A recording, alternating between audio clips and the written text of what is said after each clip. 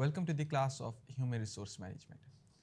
Dear students, as you know, that the people are the most valuable asset of any organization. Machines, technology, and money may be important, but without skilled and motivated employees, no organization can achieve success. Human resource management therefore places great emphasis on developing employees through well structured orientation, training, and development programs.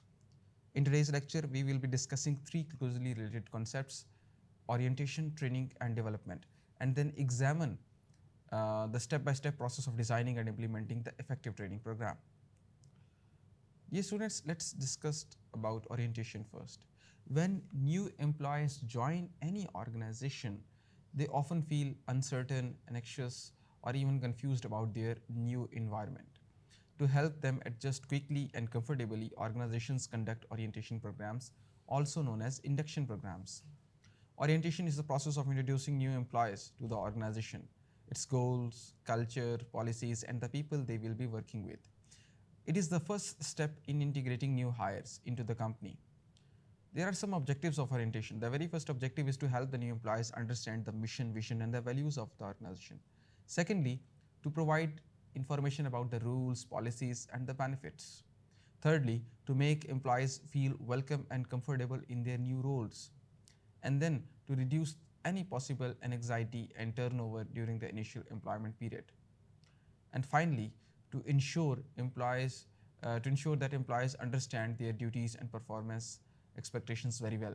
For example, a new employee joining a bank may attend two-day or a 3-day orientation where they learn about bank's history, organizational structure, code of conduct, and basic procedures such as attendance, communication channels, and dress code. There are certain benefits of orientation. For instance, it creates a positive first impression of the organization. It increases employee confidence and morale. It reduces early mistakes and misunderstandings. And it encourages loyalty and long term commitment. Thus, orientation is not just kind of a formality, it is an essential foundation for effective employee performance and retention. Let's talk about training now. After orientation, the next step is the training, which focuses on building knowledge and skills required to perform specific job tasks efficiently. Training is defined as a planned effort by an organization to facilitate the learning of job related competencies such as technical skills, communication abilities, or problem solving. In simple terms, training aims to improve current job performance. For example, a data analyst might receive training on new software tools like Power BI or Excel automation to enhance their productivity. Now, there are certain objectives that why training programs are deployed. The very first objective is to bridge the gap between the employee's current performance and the desired performance level. Then, to improve efficiency, accuracy, and productivity. To reduce errors and accidents on the job. To prepare employees for new technologies or processes. And finally, to support organizational growth and competitiveness.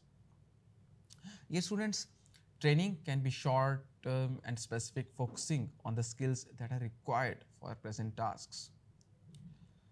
While training focuses on the present jobs, we have another function to discuss known as development that essentially looks towards the future. Employee development is a broader kind of a concept that I want you people to understand. Why? Because it aims to enhance the overall growth and the potential of employees so they can take on higher responsibilities in the future. It involves improving intellectual, emotional, and leadership capacities. For example, a supervisor might attend a leadership development program to prepare himself or herself for a managerial role, or a marketing professional may be trained in a strategic planning for future promotion. Both training and development are complementary together. Why? Because they ensure that employees perform effectively today while being prepared for tomorrow's challenges. Now, there are some steps in the training process. Training should not be done randomly, it must be a systematic and a planned process to ensure the effectiveness. A typical training process involves several of the key steps, each of which plays an important and a critical kind of a role in achieving the desired learning outcomes. The step one is assessing the training needs. That is, the first step is to identify and begins with identifying the training needs of the employees. This means that finding out what skills or knowledge employees lack and how this affects the organizational performance. A TNA has to be done, that is a training need analysis, and it can be done at three levels. The organizational level, that what skills are needed to meet the company's strategic goals. For instance, a retail chain introducing online sale may need to train staff in e-commerce operations. Then task level, what skills are basically required to perform specific jobs effectively. For example, a machine operator needing to learn how to use a new production system. And finally, at the individual level, like what particular employees need improvement. For example, an employee struggling with the report writing may need communication training. Now, without proper needs assessment, training may waste time and resource on irrelevant ideas. The step two in the training process is setting objectives. Once needs are identified, the next step is a set. The next step is to set a clear and measurable objectives. Objectives basically specify what the trainee should be able to do after the training. For example, after the training, employees should be able to operate the new billing software independently, or supervisors should be able to handle the employee grievances effectively. Then we have the third step, that is designing the training program. At this stage, the HR department decides how the training will be conducted, including the content, methods, duration, location, and trainees. Durations, the decisions include that should the training be on the job or off the job, like we discussed in the previous week. Should it be classroom based or online or kind of a blended? What topics and materials should be covered? How long should the training program last? For example, a customer service training program may include topics like communication skills, conflict resolution, the manners and the ethical code of conduct talk on the telephone. These are delivered, through role plays and workshops. The step four in the training process is the implementation of the training program. This is the action phase where training actually takes place. The success of this stage basically depends on the trainer's competence, the learning environment, and the trainee's motivation. Now, during implementation, the trainer, what he does is that the trainer introduces the content using suitable techniques like lectures, simulations, discussion, etc. The trainees actively participate in the exercises or practice sessions. Support materials like manuals, visuals, e-learning modules are used to enhance learning. It is important to create a positive learning environment atmosphere, free from stress and distractions, where participants feel encouraged to ask questions and share ideas.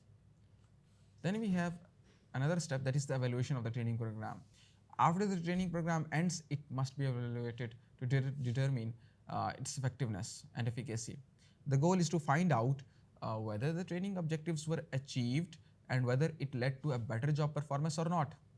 Some of the common methods of evaluation include like feedback forms to assess trainee satisfaction, tests or assessment to measure learning, observation of job performance to see behavioral changes, performance metrics like productivity, error rates before and after training. One popular framework is, Kirkpatrick 4 levels of evaluation. The very first is reaction, that how did the participants feel about the training? The second is the learning, like what knowledge or skills did they gain? The third is the behavior, like are they applying what they actually learned on the job? And finally, the fourth level is that has the training improved organizational outcomes or not? So this is how the training process proceeds. And then we have a final step that is referred to as the follow-up or the continuous improvement. The final step involves reinforcing what has already been learned and making improvements for future programs. Follow-ups may include like on-the-job coaching, refresher courses, or regular feedback sessions. Now, training is a continuous program.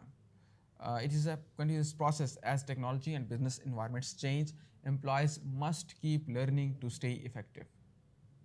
To sum up, orientation, training, and development are the key HR functions that shape employee performance and organizational success. Orientation helps new employees to feel welcome and informed. Training basically equips them with the job-specific skills, and finally, the development phase basically prepares them for future leadership roles. An effective training process beginning with the needs assessment and ending with the evaluation that we just discussed ensures that learning efforts are aligned with the business objectives. Organizations that treat training as an ongoing strategic investment must create a more skilled, motivated, and adaptable workforce, one that can drive continuous growth and innovation in an ever changing business world. Thank you.